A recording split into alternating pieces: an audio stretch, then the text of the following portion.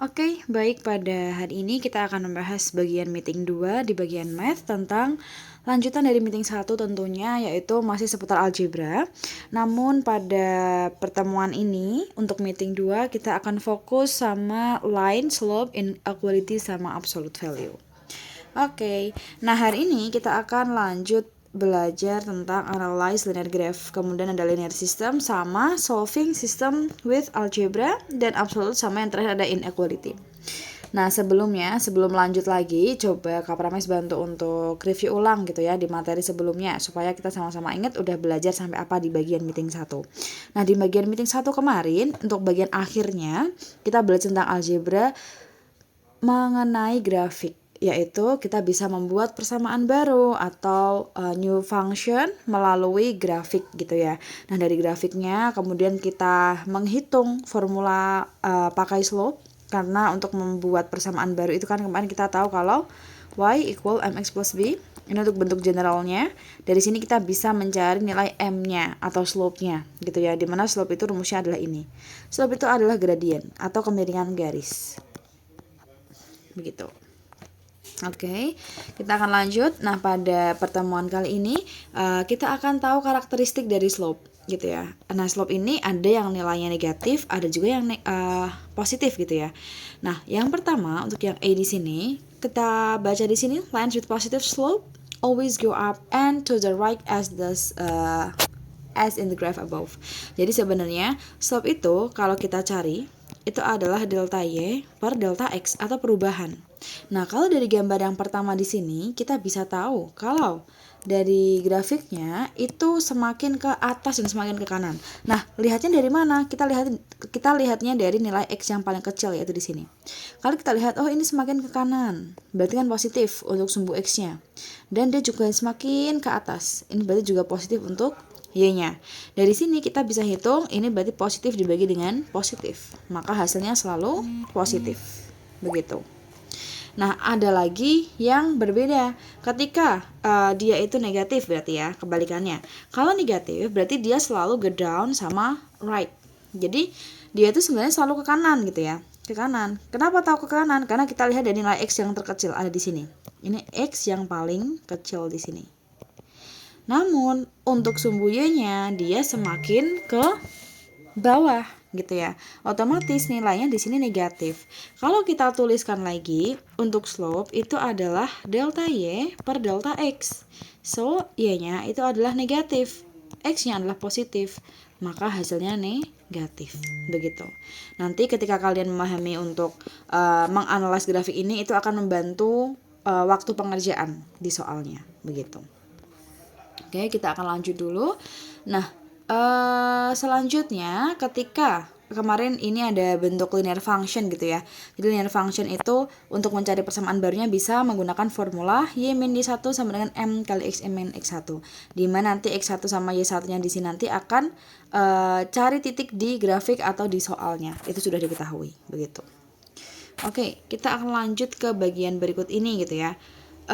Kalau misalkan kita disuruh untuk membentuk persamaan baru di sini, maka hal apa yang harus kita lakukan? Kita tahu kalau ini fungsi linear. Fungsi linear itu adalah garisnya tuh lurus gitu ya.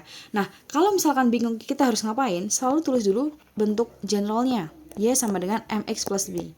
Kenapa? Kak Prames selalu mewajibkan untuk menulis ini, karena supaya tahu nanti setelah ini kita akan cari apa. Selalu cari m-nya atau slope-nya. Kita tahu kalau m itu formulanya adalah delta y per delta x atau y2 min y1 per x2 min x1. Begitu. Berarti kita harus tahu titiknya dulu gitu ya. Kita cari titiknya ya di grafik di sini. Cari grafiknya yang pas enak untuk dilihat dan dilalui oleh garis. Sehingga misalkan Kak Prames mau pilih di sini 1,1 di sini. Bisa nggak? Ini nggak bisa. Kenapa? Karena nggak dilalui garisnya. Berarti yang bisa itu yang di sebelah sininya saja, yang dilalui garisnya. Nah, kemudian hindari juga titik yang seperti ini. Misalkan nih di sini ya. Ini enaknya di sini 3. Nah, tapi ini 3, berapa? Kita belum tahu apakah ini benar-benar setengahnya dari antara 1 dan 2 gitu ya. Sehingga alternatifnya cari titik yang pas, yang enak untuk dilihat. Contohnya di sini. Di sini ya, pas di sini. 0,3. satu lagi itu bebas pilih yang mana. Misalkan di sini Kak Parmes mau pilih yang di sini ya, 4,1. Oke, setelah ini ya udah tinggal kita substitute aja ke formula slope-nya. Kak Parmes mau tentukan ini adalah X1, ini Y1-nya, otomatis nanti jadi ininya Y2-nya berarti 1 ya, 1 kurangi 3 per 4 kurangi 0. Begini.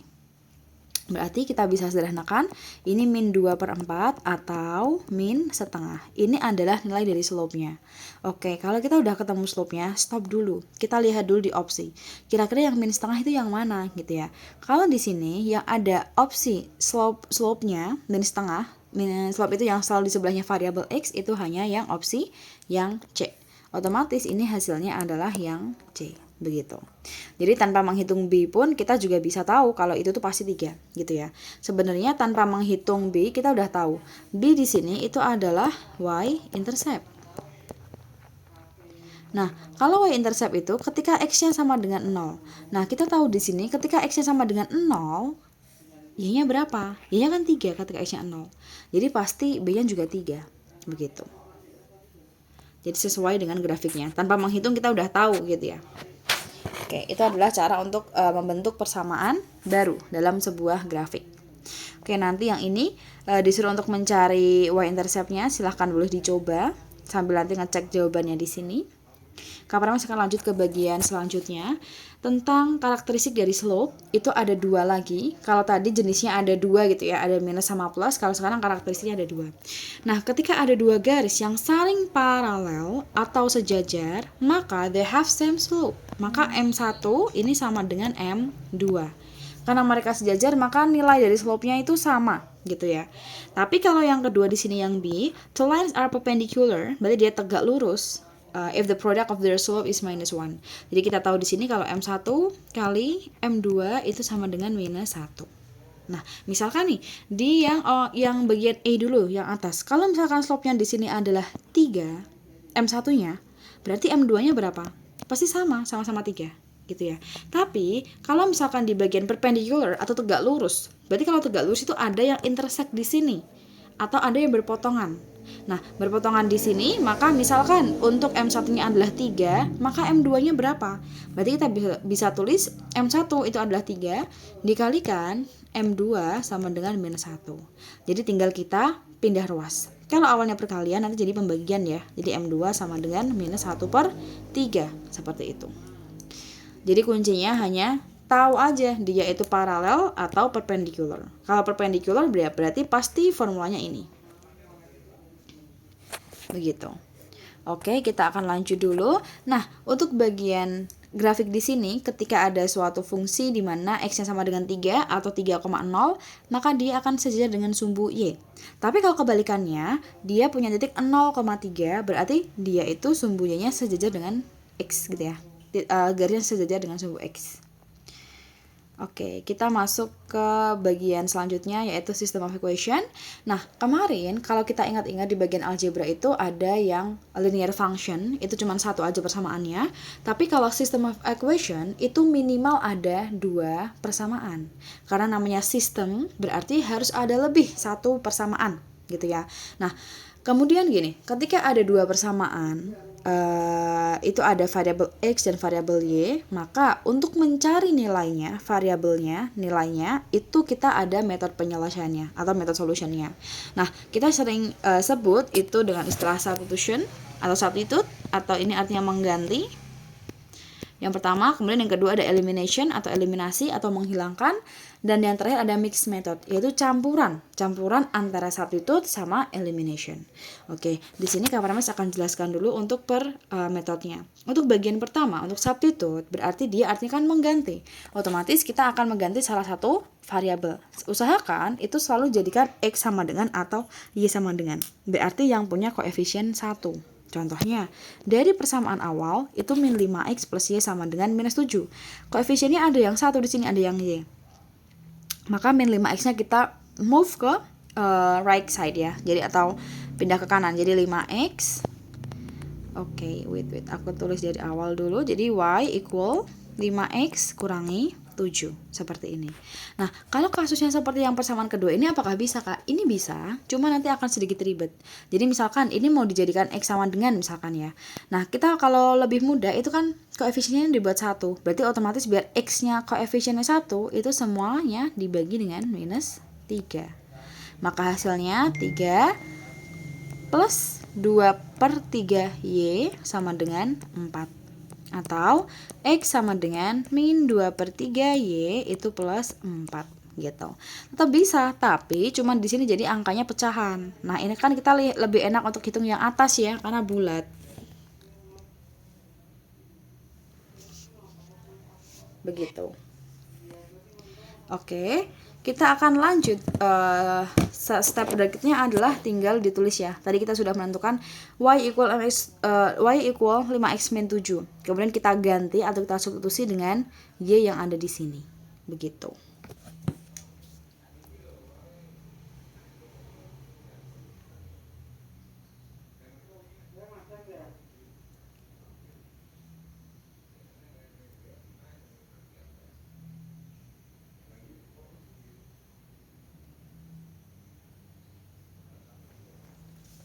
Gitu ya. Nanti tinggal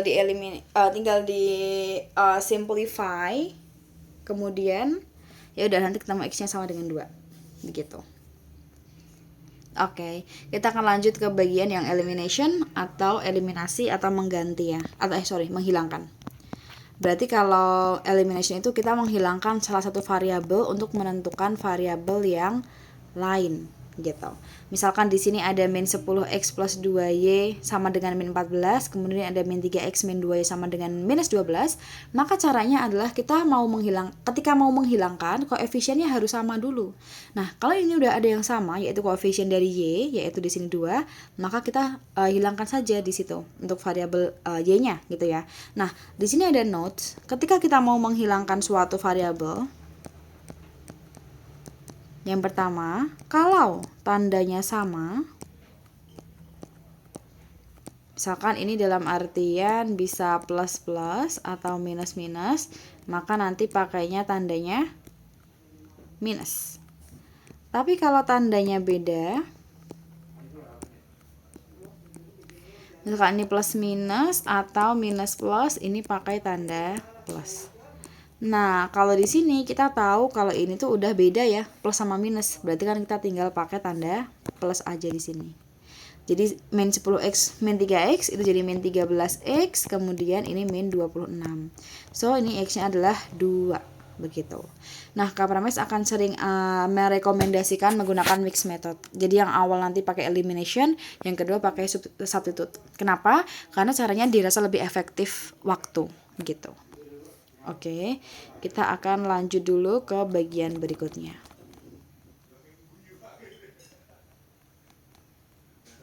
Oke, di bagian ini ya.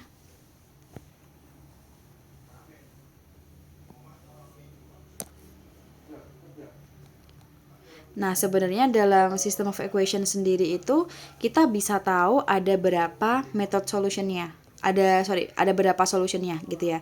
Dilihat dari karakteristik persamaannya tentunya. Nah, untuk yang case 1 di sini itu punya one solution. Kenapa? Karena dia ada intersect, ada yang berpotongan. Kalau kita kaitkan dengan slope, dia itu yang perpendicular tegak lurus atau M1 kali M2 ini sama dengan minus 1. Ketika apa? Case 1 itu ketika semuanya persamaannya berbeda. Jadi misalkan ini ada 3x plus 6y sama dengan 17, kemudian ada 2x plus 12y sama dengan minus 8. Nah, semuanya berbeda. Misalkan ada yang sama, harusnya hanya ada satu ya. Jadi contohnya ketika ada 3x plus 6y sama dengan 17, kemudian yang kedua ada 3x min 13y sama dengan 10, seperti ini. Itu hanya ada satu saja, karena kalau lebih dari satu itu nanti sudah beda gitu ya. Jadi kalau case 1 intinya seperti itu. Nah, bedanya kalau di case 2 ini dia no solution, berarti garisnya saring paralel atau M1 sama dengan M2. Karakteristiknya apa? Dia kalau no solution maka semuanya ini sama koefisiennya, cuman untuk konstantanya berbeda. Ini juga berlaku untuk kelipatannya. Jadi ketika ada 3 dan 6, 2 dan 4, kemudian ini 5 sama 8 kan beda gitu ya. Jadi karena mereka nggak ada solutionnya, no solutionnya, ini tuh semuanya sama untuk koefisiennya gitu. Nah, kalau di case ketiga, ini infinite solution. Berarti setiap titik yang dilalui itu adalah solusinya. Karena garisnya itu saling berhimpit gitu. Jadi karakteristiknya apa? Kalau infinite solution itu semuanya benar-benar sama persis. Berlaku untuk kelipatannya juga. Ini harusnya plus 10. Begitu. Karena semuanya sama di sini. Jadi bedanya di situ ya. Kalau case 1 di sini, kalau case 1 itu ada yang itu berbeda semua. Misalkan ada yang sama ya hanya ada satu. Tapi kalau case 2 itu koefisiennya sama semua. Gitu. Oke, yang case 3 itu semuanya benar-benar sama sampai konstantanya. Begitu. Itu untuk karakteristiknya. Oke, untuk implementasi kita akan coba dulu soal yang ini. If the system of equation above has no solution, what is the value of A? Jadi apa sih kuncinya di sini? Dia has no solution. Has no solution tadi itu karakteristiknya apa? Koefisiennya sama semua. Berarti kunci kita di sini, lihat dulu apakah koefisiennya sudah sama semua. Kan kita nggak tahu ya E-nya di sini berapa. Tapi di sini ada 3 sama min 12. Apakah koefisiennya udah sama? Tentu belum gitu ya. 3 dan min 12 itu kan nggak sama. Otomatis yang bawah di sini harus kita kali dengan minus 4.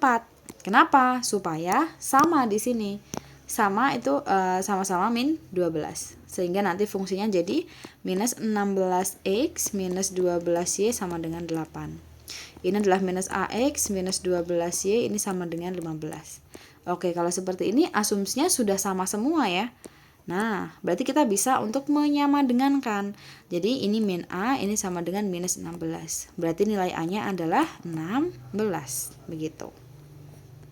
Jadi kalau ada soal seperti ini, lihat dulu kuncinya apa gitu ya. Oh, dia has no solution. Berarti kalau has no solution, tadi karakteristiknya koefisiennya sama, begitu. Oke, kemudian ini masih ada satu soal lagi, nanti silahkan mencoba mengerjakan, karena soalnya setipe dengan yang sebelumnya. Oke, kita akan masuk ke bagian keempat tentang absolute value. Jadi kalau absolute itu adalah nilai mutlak ya, mutlak, sehingga nilainya itu selalu positif, gitu. Jadi misalkan nih jarak gitu ya, value itu kan absolute itu kan sering kita kaitkan dengan distance atau jarak. Kita kan nggak pernah mendengar ya jarak itu negatif. Nah, karena semua jarak positif, entah itu mau ke kiri, ke atas, ke tenggara, itu kan jaraknya semuanya positif. Sehingga value absolute value di sini itu sering dikaitkan dengan distance. So, the absolute value of a number written as ini mutlak ya, mutlak atau absolute A is the distance from A to 0 on the number line.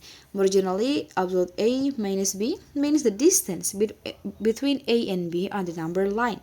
Jadi ketika ada mutlak A dikurangi B ini berarti jarak ya, jarak antara A sampai B gitu. Nah, so far ketika ada contoh soal seperti ini, represent the distance between D and minus 10 on the number line, berarti di sini D dikurangi min 10 sesuai dengan formulanya tadi. Jangan lupa untuk tanda absolutnya. Sehingga ini D ditambah 10. Yang C. Begitu. Oke, ini adalah grafiknya. Jadi bagaimana karakteristiknya gitu ya. Seharusnya kalau grafik Y equal X itu adalah garis lurus seperti ini. Tapi ketika ada Y equal mutlak dari X atau absolut, yang harusnya dia ke bawah, maka dia jadi ke atas. Begini. Nah, ini namanya absolut.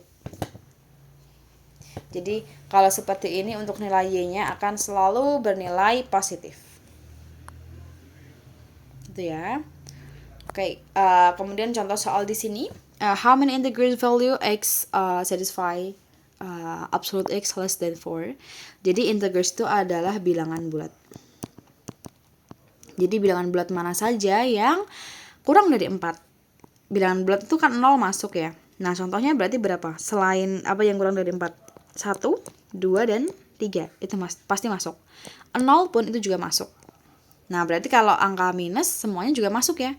Berarti kan misalkan di sini minus 14. Minus 14 kan kurang dari 4. Karena dia semakin ke kiri berarti angkanya semakin kecil kalau negatif. Nah, Tapi ketika kita masukkan di sini, mutlak minus 14 ini kurang dari 4. Itu betul. Tapi ketika dia keluar dari mutlak, maka jadi 14. 14 kurang dari 4. Apakah ini benar? Kan ini salah. Gitu. Sehingga ketika yang setelah keluar dari absolut itu positif, maka dia jadi salah. Sehingga maksimalnya di sini angkanya berarti berapa? Berarti kan hanya sampai minus 3. Minus 3, minus 2, dan minus 1. Oleh karena itu, berapa jumlahnya? Ada 1, 2, 3, 4, 5, 6, 7. Ada 7 totalnya. Gitu ya. Nah, begitu. Oke, nanti untuk contoh soalnya silahkan dikerjakan. Kita akan review besok. Dan kita masuk ke materi terakhir di sini, yaitu the laws of inequality atau pertidaksamaan. Karena dari awal tadi kita sering belajarnya tentang persamaan ya, atau equality ya. Sekarang kita belajarnya pertidaksamaan. Tentunya tandanya adalah kurang atau lebih, atau kurang sama dengan atau lebih sama dengan, seputar itu. Nah, misalkan di sini Kak Parmes punya minus 2C itu sama dengan 10. Maka C-nya adalah minus 10 per 2 gitu ya. 10 per minus 2. Maka C-nya adalah 5. Tapi kalau di pertidaksamaan, misalkan Kak Parmes ada minus 2C ini kurang dari 10. Maka semua yang dibagi atau dikali dengan negatif, tandanya akan berubah. Jadi kebalikannya. Minus 5. Lagi ya.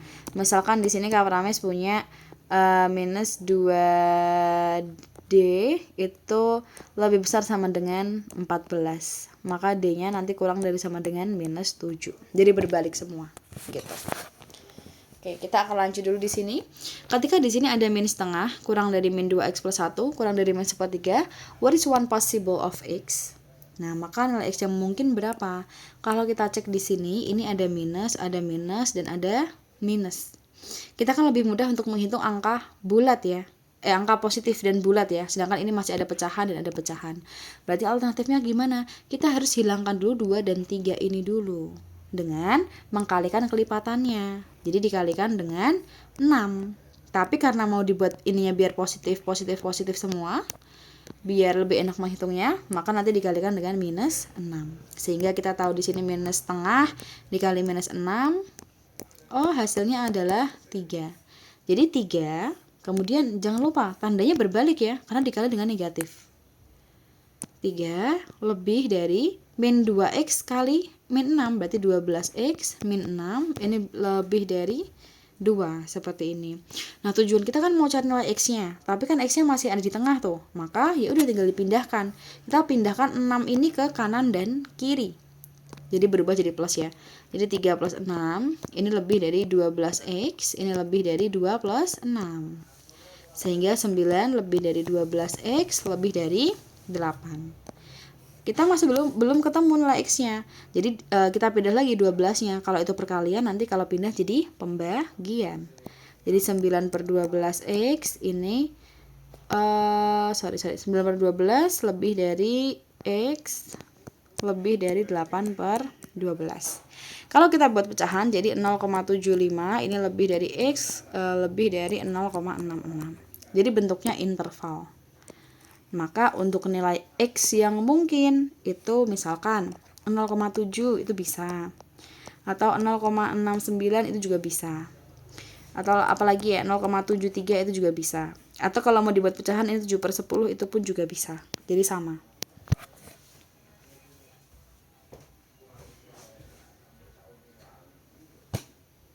Oke, kita akan lanjut dulu. Di bagian inequality tadi sudah selesai. Kemudian ini ada beberapa contoh soal, ini boleh dikerjakan sebagai tindak lanjutnya. Dan akan kita review besok next week. Begitu. Tetap semangat.